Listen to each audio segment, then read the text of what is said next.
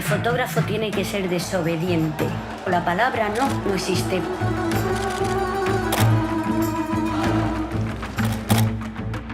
Quiero fotografiar aquello que la gente celebra por el motivo que sea. Quiero ver disfrutar. Lo que me hace disparar siempre son las emociones.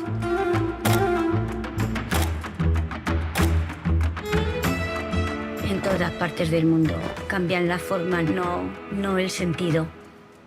Somos iguales.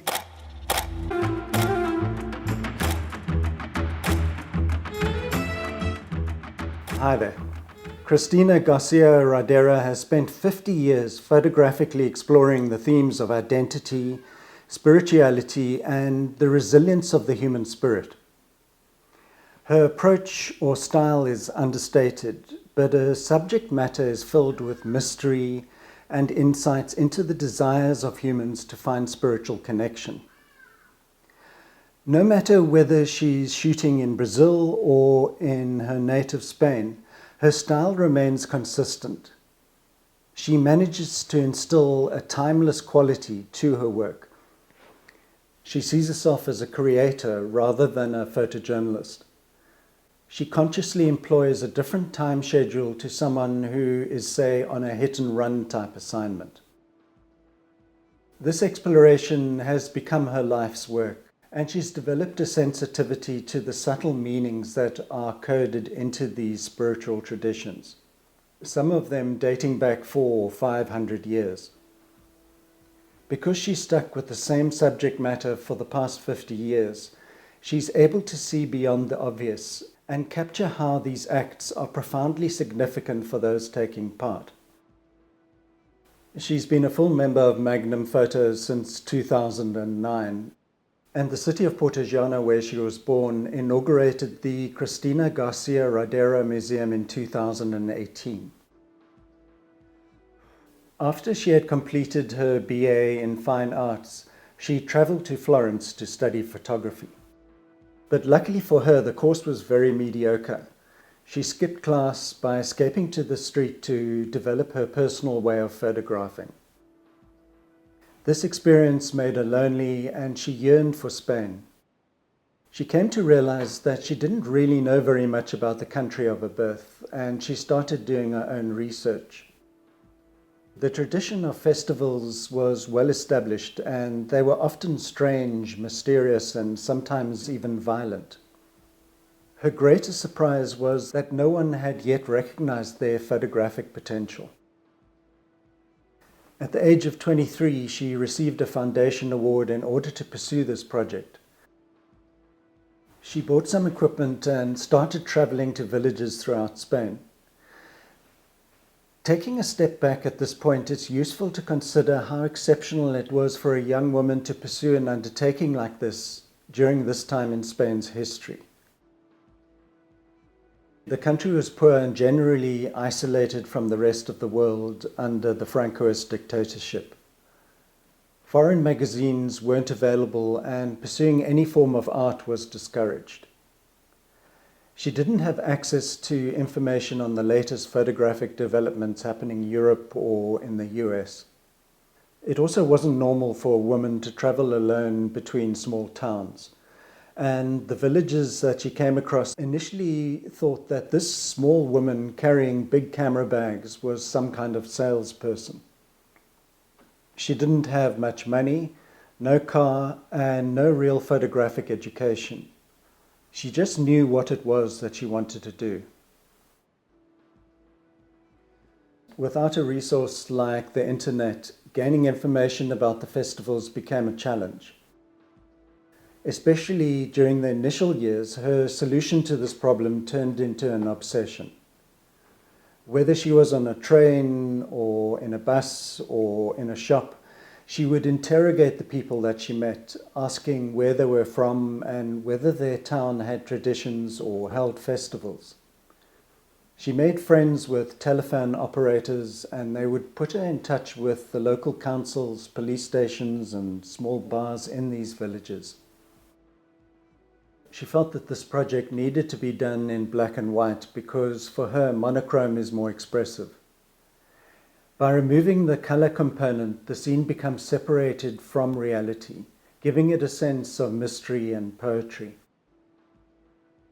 After Francisco Franco died in 1975, Spaniards were desperate to embrace the modernity that they discovered in the outside world.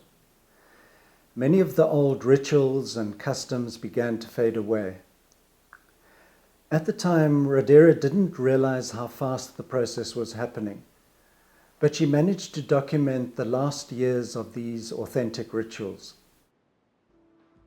Now she realizes how privileged she had been to live and photograph during these times, which were also a key period in Spain's political history.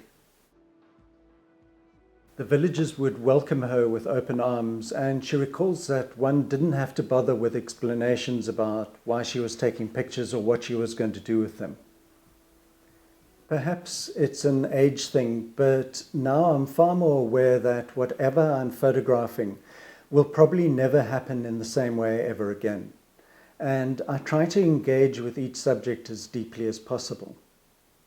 At the time that I was covering South Africa's transition to democracy in the late 80s and early 90s, I was too busy to step back and gain a bird's eye view of what I was involved in. Perhaps I would have approached things differently, or at the very least seen every event as being uniquely significant. The mix of traditions, religious practices and rites that she managed to capture emerged out of Spain's rich history of cultural influences. The lands had been ruled by the Moors, the Greeks and the Romans. During the Middle Ages, Christian rituals started developing spontaneously, without direction from the church. As a form of penance, villagers devised practices that were inspired by the crucifixion of Christ. It became a means of spiritual cleansing and a way of opening a path to heaven. These rituals took on different forms in different locations throughout the country. The presence of masks is a recurring feature in her pictures. Covering one's face is a way of keeping secret who is actually doing the penance. It comes from the idea that one shouldn't pray in public to show one's devoutness. It's basically the opposite of today's virtue signaling. The Ku Klux Klan borrowed the idea of wearing masks from this middle-aged tradition, mainly for secrecy rather than for religious reasons. The story behind this ritual, called El Coloco, or baby jumping, is that the priest would annually put mattresses on the ground and invite villagers to lay down the children who had been born during the year. The person who's doing the jumping represents the devil, and the action represents the evil spirits leaving the children.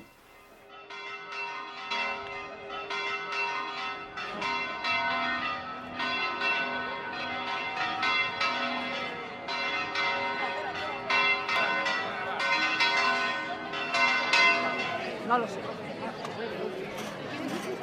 Quítale la gasa, ahí está.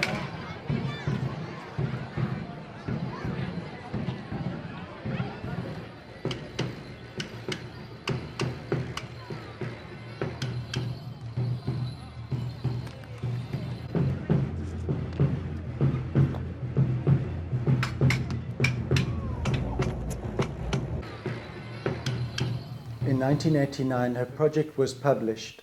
España Oculta received the Book of the Year award at the Arles Festival of Photography and also won the W. Jean Smith Foundation Prize. Since then, Rodero has traveled around the world in search of other cultures with interesting traditions, like in Brazil, India, and Cuba.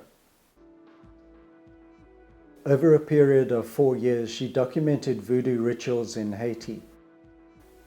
There's a common saying in that country: 80% of the population is Catholic and 20% is Protestant, but 100% is voodoo. The 500-year belief is one of the branches of an African-based religion that evolved in the Caribbean and Latin America. The followers had to hide many of its original practices by camouflaging the rituals behind the symbols of Catholicism. This waterfall ritual is quite revealing of the fusion between the religions. The voodoo pilgrims stand under the waterfall, raising their hands to the sky as they ask the spirits for favors. And then, because the Virgin Mary was said to have appeared at one time beneath a waterfall, they return on a particular day each year to ask the Virgin for the same favors. What disappoints Rodero most now, after 50 years of photographing, is that she has so few years left to tell her stories. She said that Spain is no longer the country that she experienced when she set out at the age of 23. Some rituals have completely disappeared because the towns associated with them have vanished. I hope you enjoyed that work, and I'll see you next time.